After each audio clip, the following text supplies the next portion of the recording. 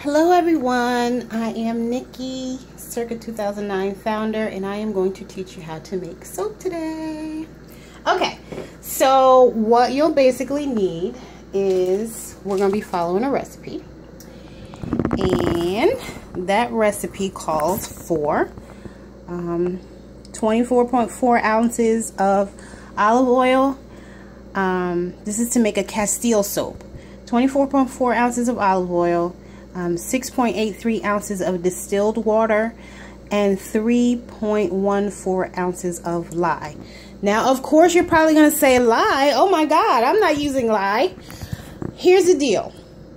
The way Africans make black soap is with cocoa pods and the skin of the plantain, which I have some of those and I've dried them out. But I don't have any cocoa pods. But basically they combine those ingredients and they make an ash. The ash is what makes soap. So lye is a form of ash, and that is readily available in the United States. I use a food grade lye, but the very first few batches of soap that I made, I just went to Home Depot, I think, or Lowe's, I don't remember which one, but you want to make sure that it says 100% lye. You don't want to get any of those gel forms or any of that. You want it to be 100% lye. So basically, once you combine your lye and your oil, it is no longer lye. It goes through what is called a saponification process, and it then becomes soap. So it is then safe to use. While you're making your mixture, you want to use a container that is dedicated to making soap. You want to use utensils that are safe for using in your soap. So this silicone is fine. You do not want to use wood, because the lye will eat through the wood. I just use this to put my soap into my mold. So that's what that's for.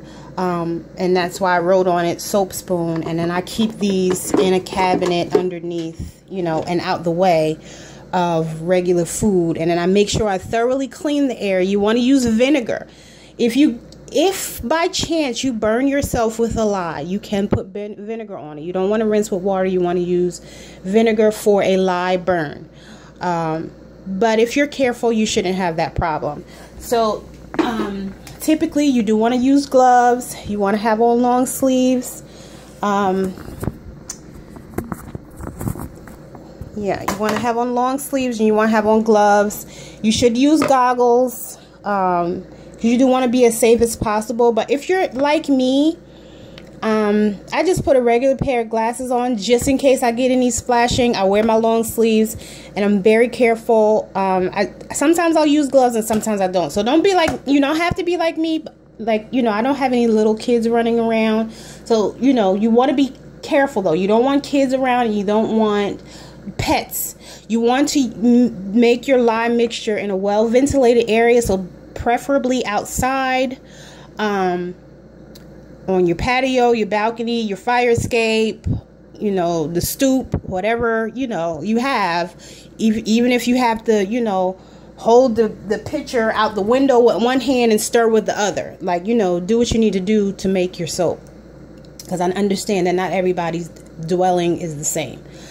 So anyhow, you want to add the lye to the water, and you want to stir that mixture until it becomes clear, and it is going to be very hot to the touch. In the meantime, in a pot on the stove, you'll want to heat up your olive oil, because you want your olive oil and your lye mixture to be around the same temperature. So if you can use a thermometer to test it. If your lye mixture is 100 degrees, you want your oil to be 95, 100, 105, within that range. And then in a separate container, like, you know, you can use something like this. It's kind of too shallow, so preferably something bigger, but if you have to use what you have, then use what you have. I do have another container that I have dedicated to making soap. So, but I have used, when I first started out, I was using this. You know, it's just the empty coconut oil container. That's another thing. I actually prefer to use coconut oil. You can use, there's this company that I buy my food grade Live from. They also have like soap. All their supplies are soap making. So they're not for you to consume. They are for you to use in your soap making. So, you know, when they have a special, a lot of times I will get my coconut oil from them. Last time I was able to get like 2 big gallons of coconut oil for, I believe, $11.99. And then this, the lye costs probably about, I think I paid $11.99 for this at I think it was Home Depot. But anyhow, so then you want to pour your lye mixture into your oil mixture in whatever container you decide to use.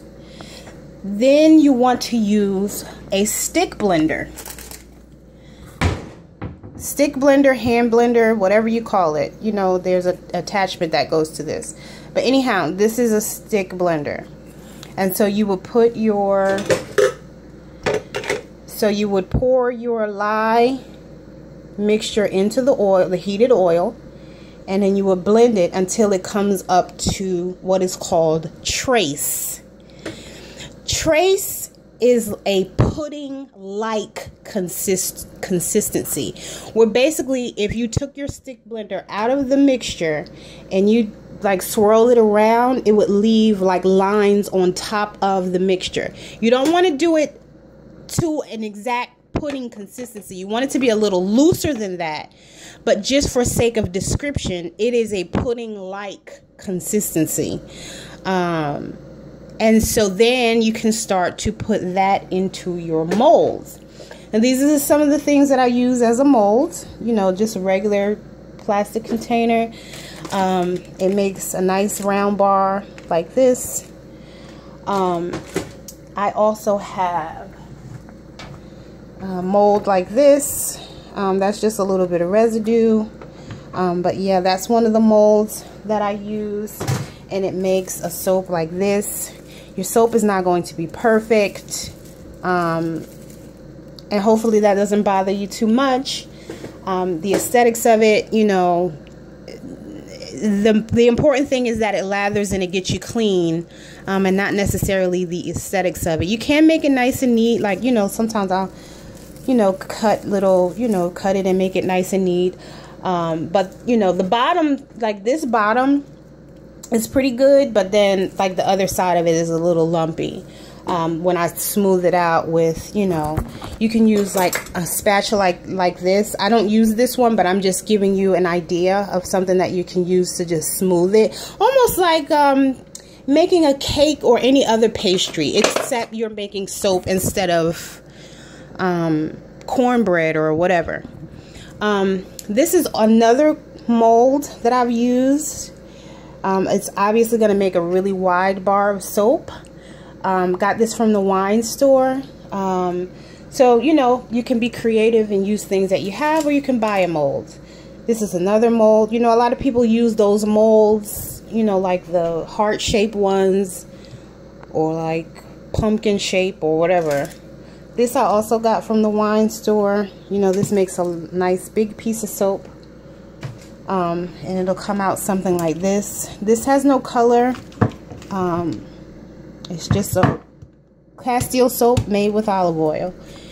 And this is basically what it's going to look like when you're done. You know, again, it's not aesthetically pleasing, but you can take a knife, you can shape it up, or you can put it in a mold that's already, you know, has a shape.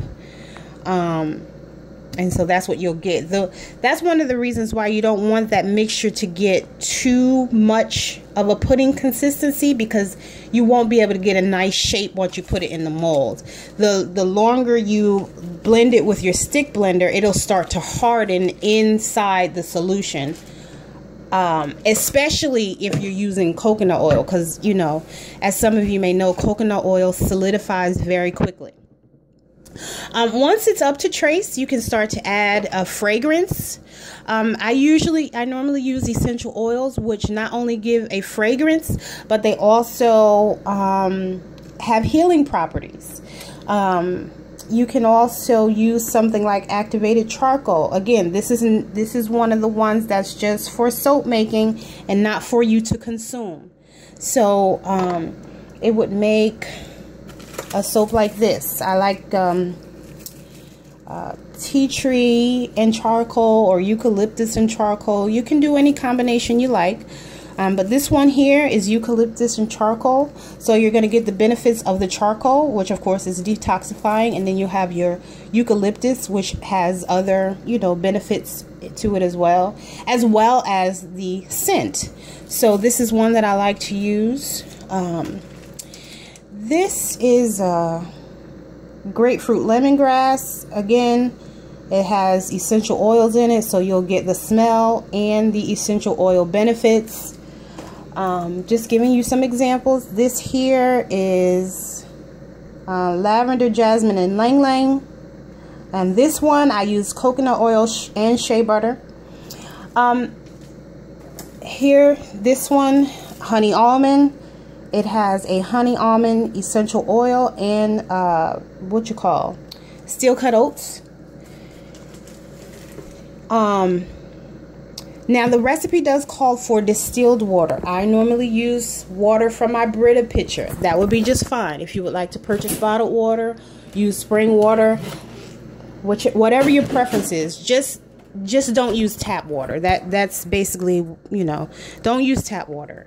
Distilled water is best, but if you don't have distilled water, use, you know, either buy one. It's pretty inexpensive, or you can use the water from your Brita pitcher, or if you have spring water, then use that. Okay. You can also put things like bentonite clay in your soap. Again, healing properties. You'll want to Google a recipe if you're going to use bentonite clay, though, because it is going to be, I mean, you can add it to this basic recipe, but, you know, if you want a nice blend, you'll probably want to find a recipe. Also for color, because each one of the soaps that I showed you has a slightly different hue. So you can use mica. This is mica powder. Or you can use any type of dried flowers or powder. Some people use stuff like cayenne pepper or paprika to add color. That would be just fine if you just want to do it, you know, for the color. Otherwise, like I said, it's just going to be this dull, like yellow color. Which again, it's soap for you to cleanse your body with. So some people may, you know, want to do extra, or some people just like, look, I just want the basics, you know, my oil, my distilled water, and my lye. Let's see. You also have, rebatching. You can rebatch soap. Like if it comes out like that and you think it's too ugly and you don't like it, you can rebatch it by grating it down with a grater. Like something like this. Something like this. I have another cheese grater that I use specifically for the soap. So again, you want to, you know, have supplies that are specifically dedicated to your soap making. A nice bowl, a nice container to mix your lye in, and then a nice bowl to mix the oil and the lye water solution in. So that it, again, is dedicated. And then I keep mine in a specific cabinet so I don't, you know, mistakenly use them to cook with, because it is a caustic material. Again, once you combine your oil and your lye mixture, it is no longer lye, you know, once it's mixed. But initially it is. Once you're done making your soap, technically you can use it right away. However, the best thing to do is to wait 6 weeks for it to cure. If you want to test out, sometimes I'll test out a small piece just to make sure that it lathers. So I'll take my soap cutter and I'll cut, you know, a nice slice, and then I will, you know, test it. And then, you know, if it's a piece like this, I'll use my soap cutter. That's what this is. I'll use my soap cutter. You don't have to get one with the grooves on it. They have smooth ones. They even have the big soap cutter machines that you can purchase. They're about $200-300 if you want to do that. Or you can put them in the molds that are already have, you know, them sectioned off, like the first one I showed you. But if you make the slices, you can use a soap cutter of your choice to cut, you know, just slices of soap. And then I would put them away to cure already sliced. Because once you, like, this is rock solid hard, especially if you use coconut oil, because it's going to solidify really fast. So you want to cut it while it's still soft. Okay, so black soap, you can buy it, or you can make your own soap. Once you start making soap, you know, you'll have it, and you can just kind of make it at your leisure. Once you start using it, you can just make a few batches of soap and then put them away until it's time to use them, and then you'll have plenty of soap to use, you know, for yourself and your family. So I hope that I did not leave anything out. Again, don't be worried. Don't worry about using the lye. Just be careful. And, you know, keep the kids and the pets away while you're doing this. Stir your mixture up outside until it becomes clear. Warm up your oil. Add your oil to your, add your lye mixture to your oil in a bowl dedicated to making soap. Use, you know, the utensils that are safe for your soap, because if you use like a wooden spoon, the lye is going to disintegrate it. But like silicone or some sturdy plastic is good to use. And yeah, that's about it. Your basic soap recipe. I hope that was helpful. If you have any questions, you can feel free to respond to the video or reach out to me on Facebook. I believe it's Snicky B, SNICKIB, or maybe Nikki Brown on Facebook, and Snicky B on Twitter. On Instagram, I'm at CIRCA_2009. Again, I hope this was helpful. I hope I didn't leave anything out. And if you have any questions, feel free to reach out to me. Peace.